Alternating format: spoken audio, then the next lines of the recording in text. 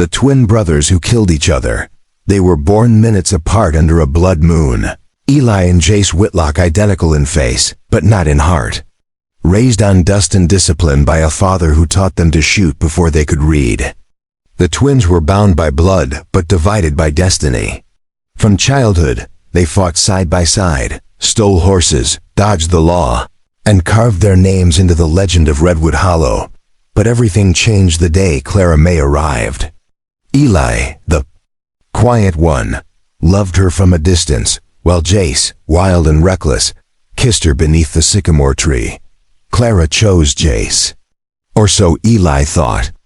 Their father was found dead soon after, shot in the back. No witnesses, no answers. Jace accused Eli. Eli said nothing. The bond shattered that day, and the town whispered that the curse of twins had finally come true. Years passed. Jace rode south, chasing bounties and shadows. Eli stayed behind, rebuilding what little was left of their name. They hadn't spoken in a decade when Clara's name returned to the wind, dead from fever, buried alone, with a will naming Eli as her husband. Then came the journal. Hidden inside was a truth no man wanted. Clara had carried Jace's child when she left town.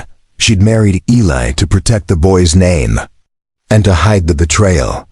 The news brought Jace storming back to Redwood Hollow with fire in his eyes and death in his grip. The townsfolk stood still as the twins met at dawn, their silhouettes painted against the orange sky. No words, no forgiveness, just one shot, and then silence. Both men fell, Jace with a bullet in the chest, Eli with one in the head.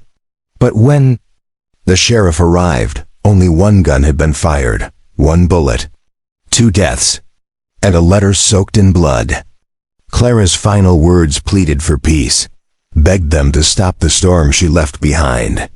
She wrote of love, regret, and the foolish pride of men too alike to coexist. The sheriff read it at their funeral as the town mourned, not just for the brothers, but for what could have been. They were buried side by side, as they were born together in the end. The child, now a boy of 10, stood between their graves, unaware of the war he'd unknowingly caused. Redwood Hollow still talks about that morning, about the curse of the Whitlock twins and the shot that ended them both. Some say Jace pulled the trigger. Others believe Eli did it to stop the madness. But most agree on one thing: the bullet may have been real, but it was secrets and sorrow that truly killed them.